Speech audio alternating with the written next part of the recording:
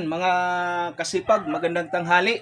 Kauwi ko lang galing sa dagat. Nanlambat naman tayo para pang-ulam at pangbigas. Gamit ko pa rin itong aking maliit na lambat. Pero sabi nga, kahit small yan, pero terrible yan, mangkapanghuli ng mga isda. Tingnan nyo naman yung mga huli ko ngayon. Yan, mga sariwan-sariwa.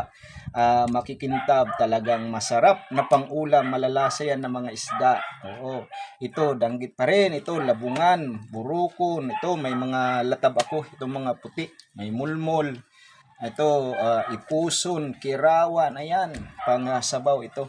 Yan, may lapu-lapu ako dito na isa, at saka may tungtung bato. Ayan, may daragbago, ito, mga daragbago.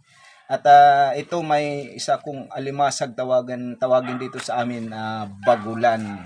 So, ayan, mga kasipag, talagang makakaulam na naman kami at makapagbibinta para ipambili rin ng bigas. Ayan. So, gamit ko pa rin itong lambat ko. Pero medyo luma na talaga itong lambat ko. Isang araw ay papalitan ko na ito.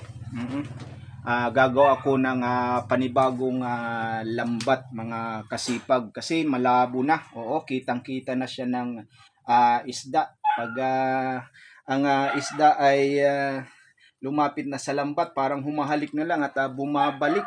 Oo, hindi na nagtutuloy-tuloy.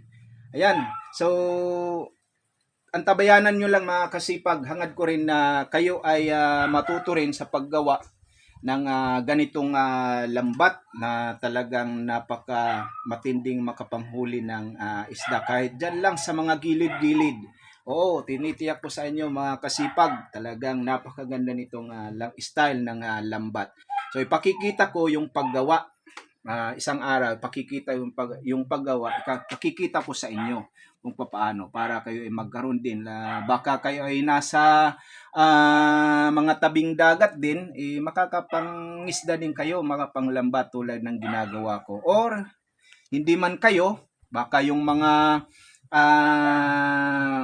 kaibigan nyo or mga kamag-anak nyo sa probinsya, pwede rin sila matuto kung paano gawin ang ganitong lambat. So, ipakikita ko. Ang gagawin nyo lang ay pwede nyo i-share ang aking mga video, lalo na yung paggawa ko ng lambat.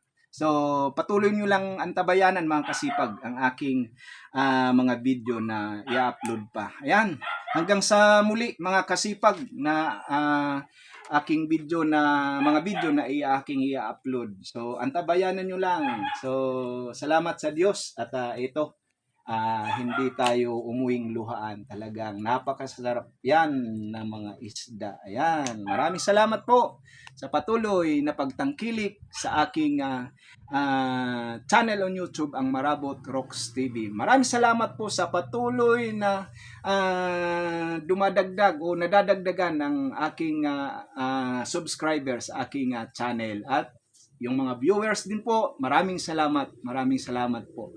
Okay, hanggang sa muli. Magandang tanghali po. God bless us all.